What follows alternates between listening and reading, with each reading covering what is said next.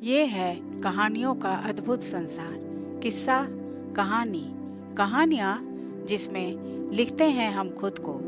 मैं रीता मिश्रा तिवारी और आज पूजा स्पेशल में मैं अपनी ही लिखी एक कहानी लेकर आई हूँ जिसका शीर्षक है देव कन्या।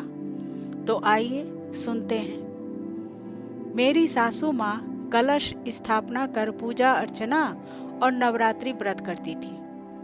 महानवमी के दिन हवन पूजन और नौ कन्या का पूजन, एक बटुक और ब्राह्मण भोजन कराती थी। नौ कन्या नहीं मिलने के कारण वो आज बहुत उदास और चिंतित थी।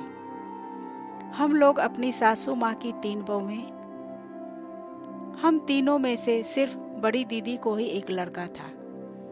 छोटी भी माँ बनने वाली थी। मेरी कोई संतान नहीं थी। बहू सिर्फ 7 कन्या ही मिली है। अब क्या करें? कहाँ से लाएं 2 और कन्या? पूजन के लिए 9 दिन का 9 कन्या ही मैं अब तक पूछती आई हूँ। हे माता रानी, अब क्या करूँ? आप ही कुछ उपाय करो। कोई रास्ता दिखाओ माता रानी। और सासू माँ देवी माँ से प्रार्थना करने लगी। हे मैया, कन्या की बहुत कमी हो गई है। मेरी छोटी बहू माँ बनने वाली है, उसे बेटी ही देना मैया। मेरी तीनों बहू को एक एक बिटिया दे दो माता रानी, जिससे हमें कन्या पूजन में कन्या की कमी ना हो। माँ जी, आप क्यों चिंता कर रही हैं? सब हो जाएगा। क्या हो गया? अगर इस बार 7 ही कन्या है तो हो सकता है माता रानी यही चाहती हूँ कि 7 कन्या ही रहे। संतोष रखिए। चलिए, जितनी हैं उतनी ही कन्या का पूजन करते हैं। देवी कन्या को अधिक इंतजार नहीं करवाना चाहिए माँ जी। 7 कन्याओं का माँ जी ने पैर धोकर आसन पर बिठाकर पैर में आलता लगाई, बिंदी, सिंदूर, नेल पॉलिश, शाखा, पोला, चूड़ी पहनाकर चुनरी ओढ़ाकर खोइचा भरी। फिर 56 भोग परोसी और भोग ग्रहण करने के लिए कहा। तभी आवाज आई, आंटी, हम भी हैं, हमें भोजन नहीं कराओगी?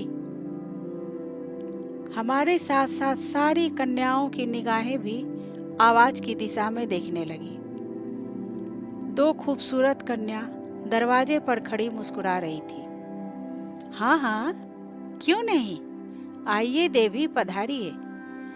और आदर के साथ सासू माँ उन्हें अंदर ले आई और आसन पर बिठाकर पूजन के बाद मुझे फुसफुसाकर बोली, मझली बहू, इन्हें तू लेकर आई है ना?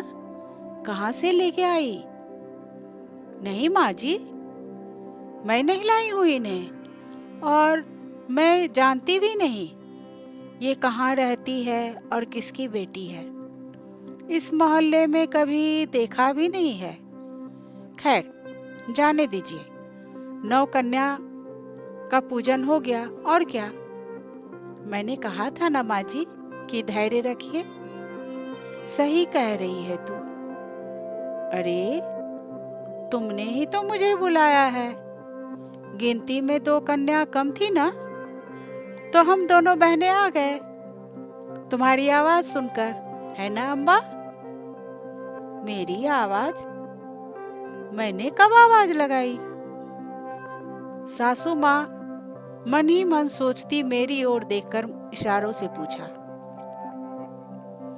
अम्बा, अम्बा नाम है तुम्हारा? सासू माँ कन्या से पूछी।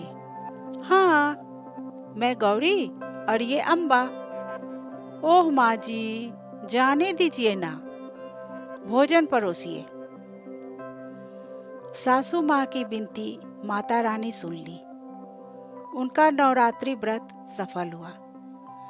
कन्याओं की विदाई के वक्त जब वो दोनों नहीं मिली तो अरे, वो दोनों बालिका कहाँ चली गई?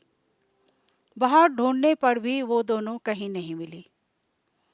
माँ जी, वो कोई साधारण कन्या नहीं, देव कन्या थी, तभी तो अचानक आई और अंतर्ध्यान भी हो गई।